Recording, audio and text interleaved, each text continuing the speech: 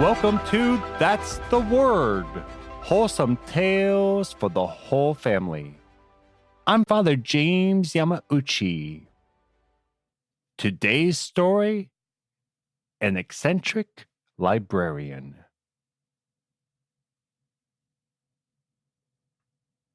The door opened, and the scholar looked into what was to be his office for the next few months. There was plenty of paper and ink, and he had every resource available to him. The scholar had been commissioned to translate a book. His patron was building a library and wanted books from around the world. While the patron was happy to have texts in the original language, he really wanted to have every book available in his own language. Since there was no translation available of this book, he had commissioned this scholar to translate it. And not just this one scholar, but quite literally an army of scholars. He and several dozen other learned men were to work on this translation. They were quite learned people and would have enjoyed each other's company. But this scholar would not see his associates for another few months. Their eccentric patron had insisted that each of them first complete a translation alone, without having any contact with each other. Once the first draft was done, then they would compare notes and work together to complete a final edition. This isn't really the way that translations are done. But the patron had the money, so he got to make the rules. The scholar sat down at the desk, picked up his pen, and began to work. After a few months, he and the other scholars had finished their first drafts. They gathered together to review each other's work. Very quickly, confusion broke out among them. The more they looked into it, the more astounded they became. Each first draft that these scholars had produced was exactly the same, word for word. There was no need to reconcile any of the translations. They were all already identical, without any collaboration whatsoever between the scholars.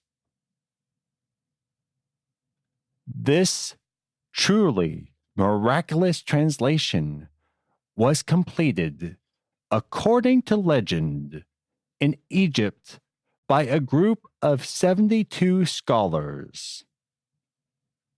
The king of Egypt, Ptolemy II Philadelphus, determined that he wanted copies of books from around the world in his new library in Alexandria.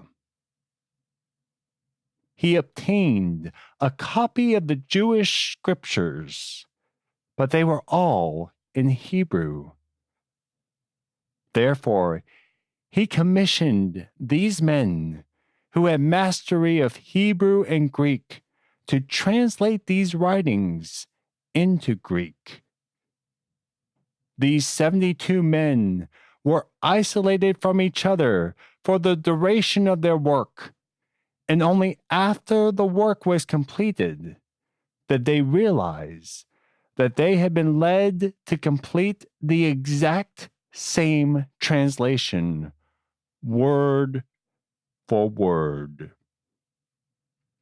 This translation became the standard Greek translation of the scriptures and was used for most of the New Testament citations of the Old Testament.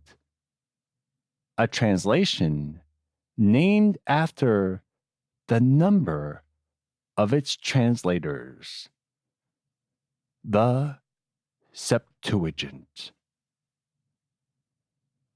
And for this week, that's the word. We always love good sources. And so there is an incredible source we have for this story who doesn't believe this story actually occurred. So St. Jerome has a very negative take on this version of events. He thinks it's total hogwash.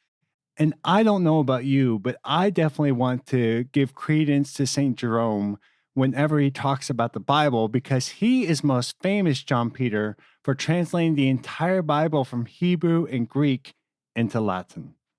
Now, in our defense, Augustine does talk about this story in The City of God, so we figured we'd just take his version of events. Josephus also talks about this story, but he leaves out the part about the miraculous simultaneous translations. Now it's trivia time. Last story's trivia question was, on what date did the miracle of the sun occur? The answer is October 13th, 1917. This story's trivia question is, how many books are in the Septuagint? That question again, how many books are in the Septuagint? If you think you know the answer, email us or contact us on social media and let us know. If you enjoy That's the Word, please share the word. You can see the story extras for this story in Eccentric Librarian at thunderrock.org, where you can see Jerome's criticisms of this story. Thunderrock.org is also where you can sign up for our weekly newsletter and where you can find our social links and our email if you have any feedback or story ideas.